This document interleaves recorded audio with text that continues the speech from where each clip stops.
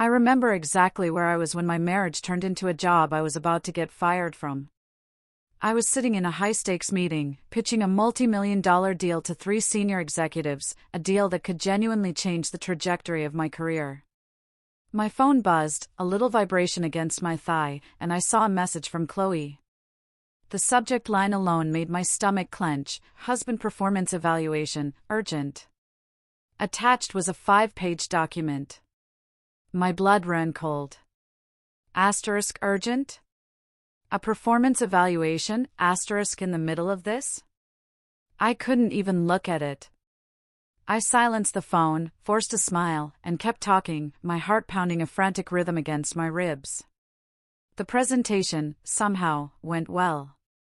We shook hands, they promised an answer by Friday, and I walked out of that conference room feeling like I'd just climbed a mountain. Then, I got into my car, opened Chloe's message, and everything shifted. It was formatted like an actual HR review. Categories: scores out of 10, detailed notes on my alleged failures as a husband. Financial contribution got a 6 out of 10, apparently, I was meeting baseline expectations but showing no growth initiative. Emotional availability scored a dismal 4 because, I work too much. Romance got a 3, with a note about forgetting our 3-month wedding anniversary. And then, at the very bottom, in bold red text, the punchline: you have 7 days to prove you're worth staying married to. Don't disappoint me again. I just sat there, staring at the screen, for what felt like an eternity. Not angry, not yet. Just deeply, profoundly confused. When had my marriage become something I could be terminated from? To understand how I got to that point, I need to rewind a bit. My name is Daniel, I'm 32, a regional sales manager for a thriving software company. I make decent money, around $140,000 a year, plus bonuses. My house, a charming bungalow in Willow Creek, is fully paid off. I bought it as a foreclosure years ago and fixed it up myself. I met Chloe at my cousin's wedding in Savannah, Georgia, about 10 months before this email. She was a bridesmaid, absolutely stunning, charming, and we clicked immediately. She was 24 then, a marketing specialist at a growing tech firm, seemingly ambitious, independent. We dated for 5 whirlwind months, got engaged, married 3 months later. Honestly, it all felt perfect. Until about 3 weeks after the wedding. That's when she quit her job. She told me she wanted to focus on being a wife, on making our home perfect, on supporting my career so I could advance faster. It sounded so sweet at the time, like she was truly investing in us. I said, okay, thinking maybe she was just burnt out and needed a break. But then, the spending started. Before we got married, Chloe was pretty sensible with money. She'd split checks, buy her own things, never expected me to cover everything. After the wedding, it was like a switch flipped. Suddenly, she was ordering hundreds of dollars worth of skincare products, signing up for a boutique gym that cost a small fortune each month, getting her hair done every 3 weeks at a high-end salon in the city. I'm not cheap. I've never been cheap, but I started noticing every week there was another charge on our joint account for something she needed. A few months in, I tried to bring it up gently. I asked if maybe we could budget a little better. She looked at me like I'd just insulted her entire existence. I gave up my career for you, she said, her voice dripping with indignation. The least you can do is make sure I'm taken care of. It felt incredibly manipulative, but I didn't have the energy for a fight. So, I just let it go, figuring we'd work it out eventually. Fast forward to today, to that absolutely insane message, and I realized I'd been ignoring a lot of glaring red flags. I wanted so badly to believe I'd made the right choice marrying her. I drove home in silence, rehearsing different responses in my head, trying to figure out if I was overreacting or if this was genuinely as crazy as it felt. When I got there, Chloe was on the couch, glued to some reality show. She looked up at me with this expectant smile, like she was waiting for an apology. I didn't say anything at first. Just walked past her into the kitchen and poured myself a glass of water. She followed, of course. "Did you get my message?" she asked, her voice light, almost playful. "Yeah, I got it," I told her, my voice flat. Right in the middle of the most important meeting of my career. She didn't even flinch. "Good. So, you understand? We need to have a serious conversation about our future." Her tone was so casual, like she was a manager calling an underperforming employee into her office. "Are you serious about this whole 7-day evaluation thing?" I asked, my voice barely a whisper. She nodded, completely earnest. "Completely serious, Daniel. I've been unhappy for a while. I need to see real change, or I don't think this is going to work." She said it like she was talking about returning a sweater that didn't fit right. I stood there, looking at her, really looking at her. And I saw someone I didn't recognize anymore.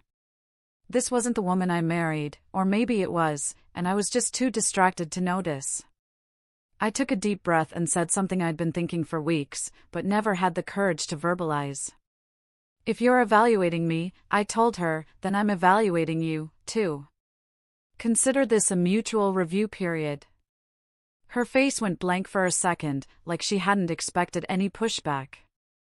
Then she let out a short, dismissive laugh. "Fine, evaluate away. I'm sure you'll realize pretty quickly that you're lucky to have me." She walked back to the couch, unpaused her show, and I went upstairs to my office, closing the door behind me. I sat down at my desk and opened my laptop, not really sure what I was doing yet, but knowing that something fundamental had just changed. I pulled up our joint bank account and started scrolling through the last few months of transactions. What I found made my blood run cold. We were talking thousands of dollars spent on things that had nothing to do with running a household. Clothes, restaurants, subscriptions to services I'd never even heard of. And the kicker? Her contribution to any of this was exactly $0. She hadn't worked, hadn't brought in any income, and hadn't even really managed the house, because we still ordered takeout 4 times a week, and I was the one doing most of the cleaning. I closed the laptop and leaned back in my chair, staring at the ceiling. For the first time in months, I felt something other than confusion. I felt clarity. If Chloe wanted to evaluate whether I was worth keeping, then I was damn sure going to evaluate whether this marriage was worth keeping. And I had a feeling I already knew what the answer would be. The next morning, day 2 of her evaluation, I woke up at 6, like always. Showered, got dressed for work. When I came downstairs, Chloe was still asleep in our bedroom, door closed. This wasn't unusual, she rarely got up before 10:30. But today, it hit different, because I was actively paying attention to what she actually did with her time. I made coffee, checked emails, and before I left for the office, I did something I'd never done before. I took my laptop with me. I also called my brother, Ethan, and asked him if he could swing by the house later to pick up some tools I'd borrowed. Really, I was giving him a spare key and asking him to keep an eye on things, just in case. He agreed without asking too many questions. He's always been good like that. On my lunch break, I logged into our joint account from my office and started building a spreadsheet. Every transaction from the moment she quit her job, organized by category. It took me almost 2 hours, but by the end, I had a complete financial picture of our marriage, and it was worse than I thought. Chloe had spent $9,200 in the 4 months since she quit working. That was clothes, beauty treatments, restaurants with her friends, subscription boxes, online shopping, boutique fitness classes, and about a dozen other things that had absolutely nothing to do with our household. Her contribution to our joint expenses, to groceries, utilities, the mortgage, anything that actually kept our life running, was $0. I sat there staring at the numbers, feeling like an idiot for not catching this sooner. But I was busy working, trying to build a future, and I'd trusted her to be reasonable. That trust was clearly misplaced. I created a new checking account in my name only and transferred most of my money into it, leaving just enough in the joint account to cover the bills I knew were coming due this month. Then I called my buddy, Sam, who's a family lawyer, and asked if he had time for a drink after work. We met at a quiet pub downtown around 7. I laid out the whole situation, the performance review, the spending, the entitlement, all of it. Sam listened without interrupting. When I was done, he was quiet for a minute before he said anything. He told me that what I was describing sounded like financial manipulation. That someone who contributes nothing but demands everything and then threatens to leave if you don't meet their standards? That's control. He said I should document everything, take screenshots, save messages, keep records of all spending, because if this went where he thought it was going, I was going to need proof. He also told me something I wasn't expecting, that Chloe had been talking about me to mutual friends for months. Complaining that I was cheap, that I didn't appreciate her, that she could have done better. Sam said he didn't want to tell me before because he thought maybe it was just normal marriage venting. But combined with everything else, it painted a pretty clear picture of someone who'd been checked out of this relationship for a while. I drove home feeling like I'd just been punched in the stomach. Not because I was heartbroken, but because I was angry at myself for missing all the signs. When I got there, Chloe was in the living room with her friend, Emma. They were drinking wine and watching something on Netflix. They both looked up when I walked in. Emma left pretty quickly, said she had to get home, and I could tell from the look on her face that they'd been talking about me. Once she was gone, I sat down across from Chloe and asked her directly if she'd been complaining about me to our friends. She got defensive immediately. Said I was being paranoid, that she was allowed to talk to her friends about her feelings. That's fine, I told her, but maybe don't post about it on Instagram where 3,000 people can see it. Her face went pale, and she asked what I was talking about. So, I pulled up my phone and showed her the screenshots I took during my lunch break. She'd posted a story yesterday about being married to someone who doesn't understand that maintaining yourself costs money. And another one this morning about cheap men who expect their wives to look expensive on a Walmart budget. She tried to laugh it off. Said she was just venting and didn't think I'd see it. But I pointed out that it was public, that anyone, including my coworkers and family, could see it. That she was humiliating me online while living off my income. She got quiet, and then she said something that genuinely shocked me. Maybe if you made more money, I wouldn't have to complain. I just stared at her. I make $140,000 a year. We have no debt except a tiny mortgage. And she spends money like we're pulling in $500,000. I told her that the joint account was going to be for household expenses only from now on. That my paycheck would go into a separate account, and if she needed money for personal things, she could get a job like every other adult. She lost it. Started yelling about how I was trying to control her, how I promised to take care of her, how this wasn't what she signed up for. I stayed calm and told her that I didn't sign up to be an ATM with a wedding ring. That marriage is supposed to be a partnership, and right now, I was the only one contributing anything. She stormed off to the bedroom and slammed the door. I spent the rest of the night in my office, going through more bank statements and screenshotting her social media posts. Day 3. I worked from home and watched what Chloe actually did all day. She woke up at 11. Made herself breakfast. Spent 2 hours on her phone. Went to a yoga class. Came home, showered, and then sat on the couch scrolling through shopping apps until I was done working. She didn't clean anything, didn't cook, didn't do laundry, didn't even take out the trash. When I asked her what she did today, she said she was busy and seemed genuinely offended that I was questioning her. That evening, I got a text from Sam, saying he heard from another friend that Chloe's been telling people she's keeping her options open, which was apparently code for she's already thinking about her next relationship before this one is even over. I didn't confront her about it yet because I was still gathering information, still building my case, but internally, I'd already made my decision. Day 4. I met with the lawyer Sam recommended, a woman named Olivia, who specializes in divorce cases. I walked her through everything.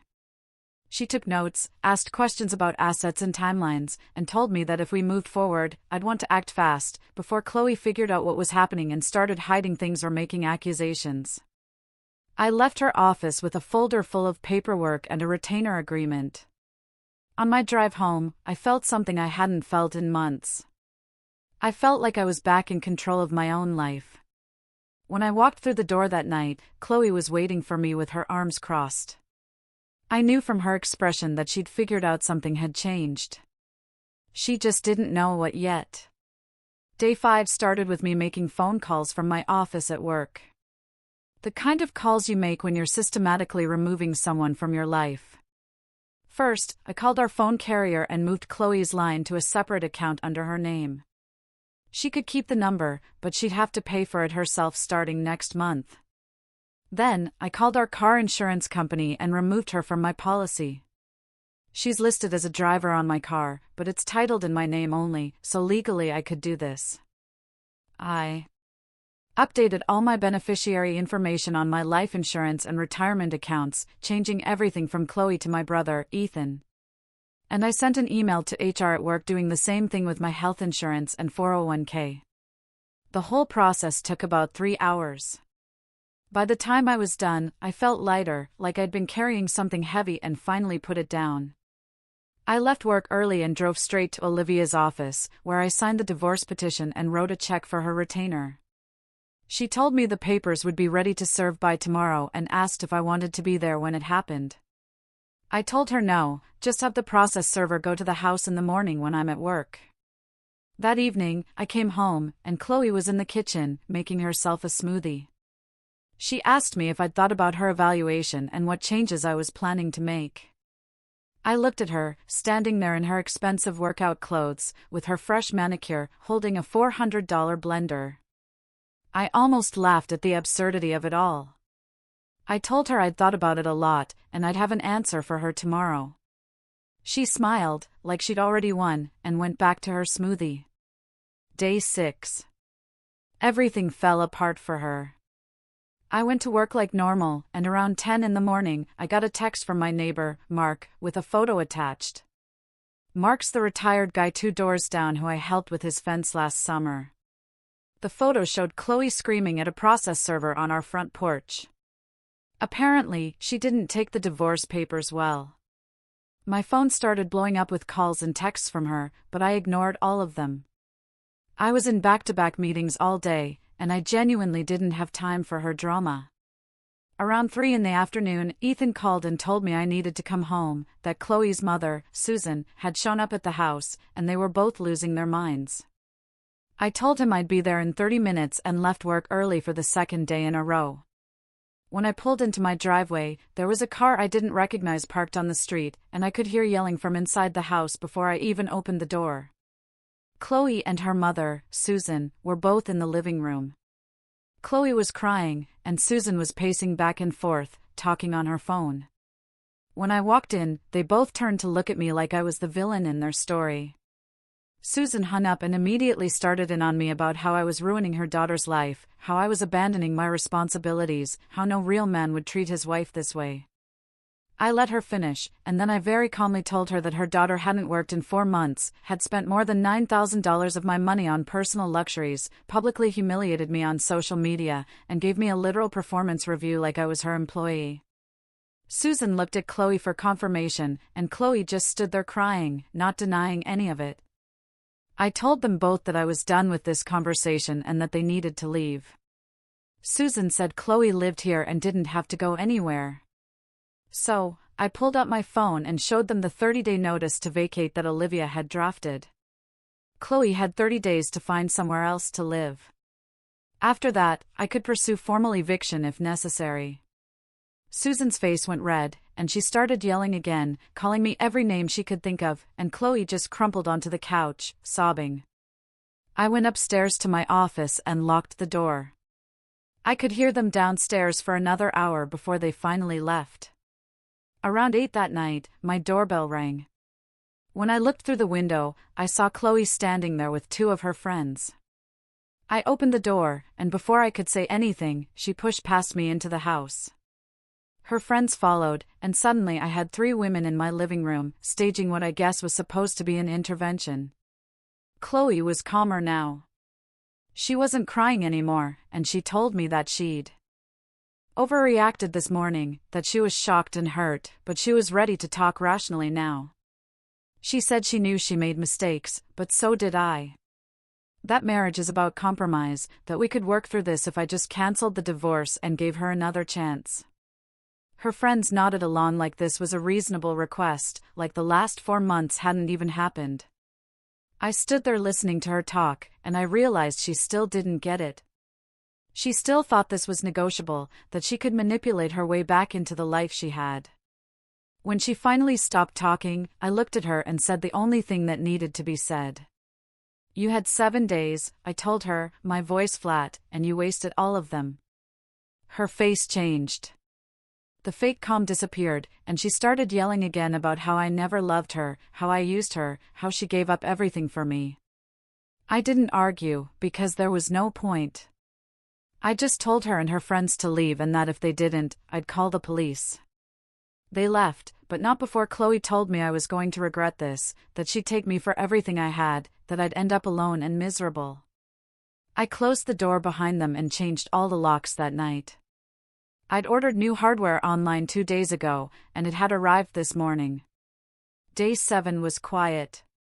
Chloe didn't come by, didn't call, didn't text. I went to work, came home, and spent the evening packing up her belongings into boxes that I'd have delivered to wherever she ended up. I found clothes with tags still on them, shoes she wore once, beauty products that cost more than my weekly grocery budget. Every box I packed felt like evidence of how blind I was. How I let someone take advantage of me because I wanted to believe I made the right choice. That night, I slept better than I had in months, because I knew it was finally over. I knew that I was getting my life back, and I knew that Chloe was about to learn a very expensive lesson about what happens when you mistake someone's patience for weakness. 6 months later, the divorce is finalized, and I'm sitting in my living room with a cup of coffee, thinking about how different my life looks now. Chloe tried to fight for alimony, but her lawyer couldn't make a case when she'd only been unemployed for 4 months of our 8-month marriage and had no dependents. Last I heard from Sam, she's working retail at a mall across town in Maplewood, living with 2 roommates in a small apartment, and dealing with credit card debt from trying to maintain her lifestyle after I cut her off. I don't take any pleasure in her struggles, but I also don't feel guilty about them. She made her choices, and these are the consequences. As for me, that multi-million-dollar contract? It got approved 3 weeks after the divorce was filed. Came with a promotion and a significant raise. I've been seeing someone new for about 2 months now, a veterinarian named Sarah, who owns her own practice and insisted on splitting the bill on our first date. She's 30, financially independent. And when I told her about Chloe, she said something that stuck with me. She said that anyone who makes you prove your worth doesn't understand what partnership means. I still think about that performance review sometimes, about how insulting and dehumanizing it was to have my value as a husband reduced to scores and metrics. But I also think about how it was the wake-up call I needed. Without that moment of clarity, I might have stayed in that marriage for years, slowly losing myself while Chloe drained my bank account and my self-respect. She wanted to evaluate my worth, and in doing so, she revealed her own, or rather, the complete absence of it. What do you think about all this?